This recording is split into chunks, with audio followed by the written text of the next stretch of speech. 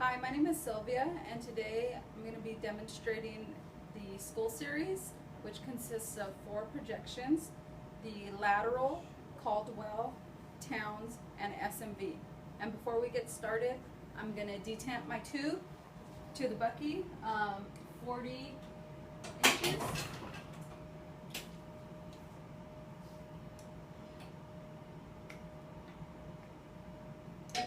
Okay, so now that my tube is all set up, I'm going to go ahead and grab my patient. Miss Rodriguez, right this way. My name is Sylvia from the radiology department. Nice to meet you. Nice to meet you. Can you give me your full name and date of birth, please? Yeah, it's Denise Rodriguez. It's 4/14/88. Okay. And what brings you in today? I fell down the stairs and hit my head. Okay. Is there any possibility of pregnancy? No. Okay. So before we get started, you can leave your clothes on, but I'm going to need you to take off your earrings. Okay. And if you have any facial piercings, No. dentures, a hearing aid, No. bobby pins, Okay. okay, or a hair clip? Yes. Okay, so once you take those off, we'll begin the exam. Okay, perfect. Okay, so now I'm going to begin with my left lateral projection.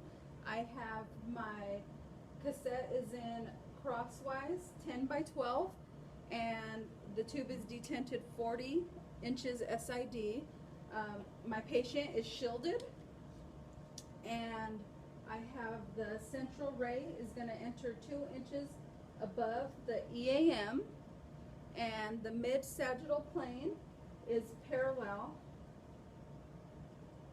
to the plane of the IR. The interpupillary line is perpendicular to the IR, and the IOML is perpendicular to the front edge of the IR. And this is a left lateral, so I'm going to put my left marker right here, and I'm making sure I have the entire skull in the collimation field. And the technique I would use for this projection is 85 kV and 6 to 8 mass. So Denise, go ahead and hold your breath. Beep. Go ahead and breathe and relax. And now we're going to run this image and proceed to our next projection. So now we're doing our AP axial projection, also known as the Towne method. And I have my cassette in 10 by 12 lengthwise. And my SID is at 40 inches. Miss Rodriguez is shielded. And the central ray is going to enter 2.5 inches above the glabella. Glabella's right here. It's about 2.5 inches. And it passes through the level of the EAM directed through the foramen magnum. Right here. And my tube is at a caudad angle of 30 degrees to the OML. And we can keep it at 30 degrees because my patient is able to flex her neck down. And so the technique I would use is 85 kV to about 14 to 16 mass. And I've got to place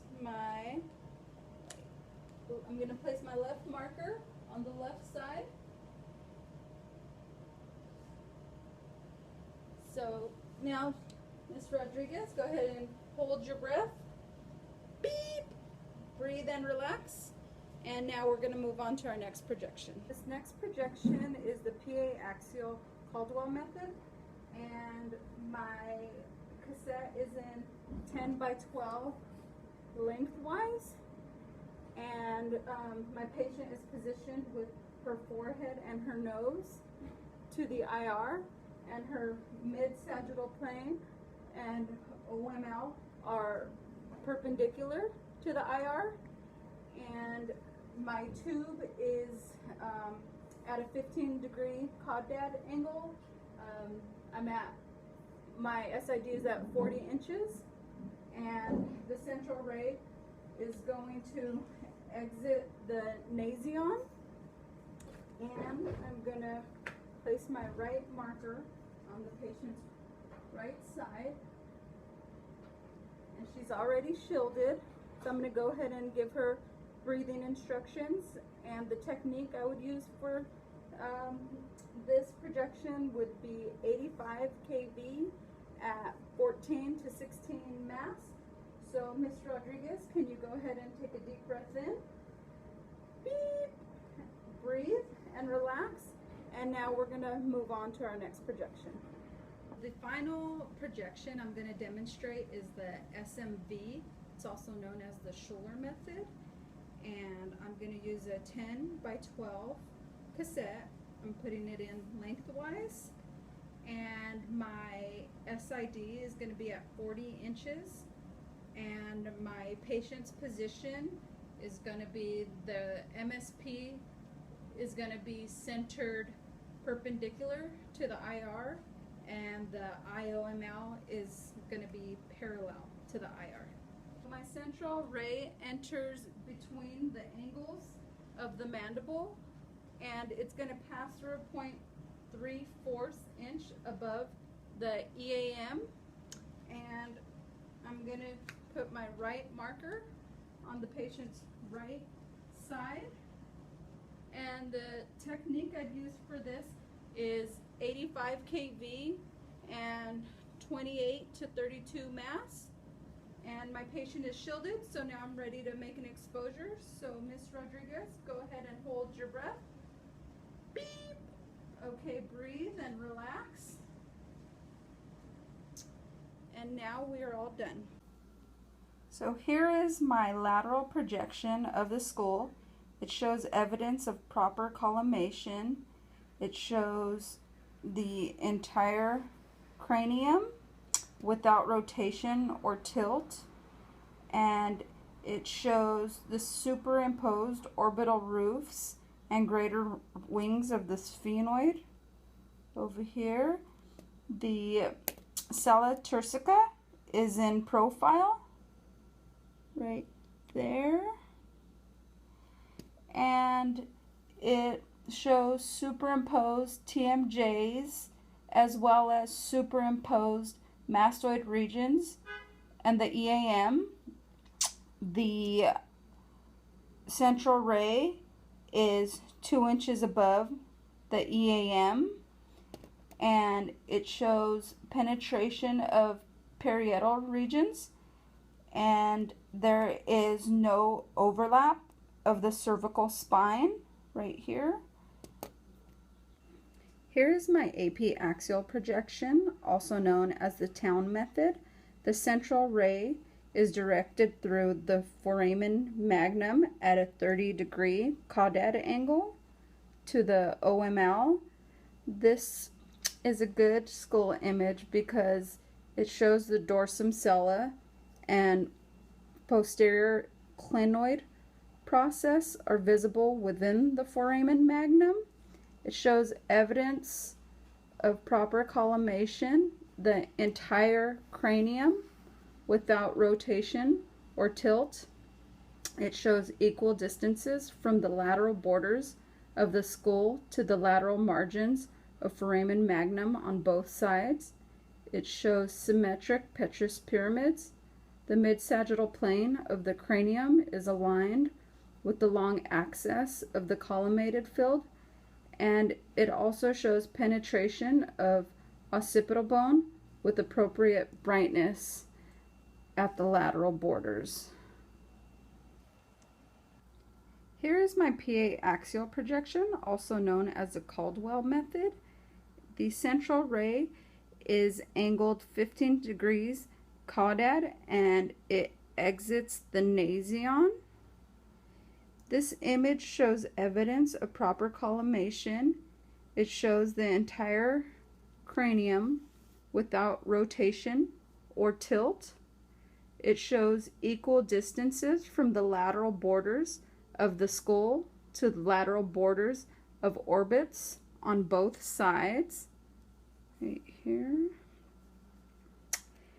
It shows symmetric petrous ridges right there. And the mid-sagittal plane of the cranium is aligned with the long axis of the collimated field. And you can tell this is a good Caldwell projection because it demonstrates the petrous pyramids line in the lower third of the orbits. Right here. Oops, higher. Right there.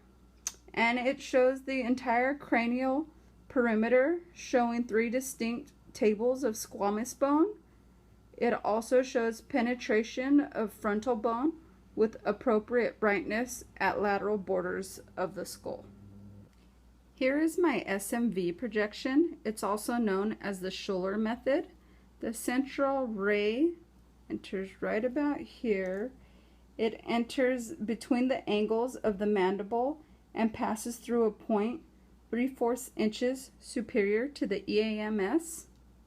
It shows evidence of proper collimation. It shows the entire cranium without tilt. It also shows equal distances from the lateral borders of the skull to the mandibular condyles on both sides. Right there. As well as symmetric petrosa. The IOML is parallel to the IR.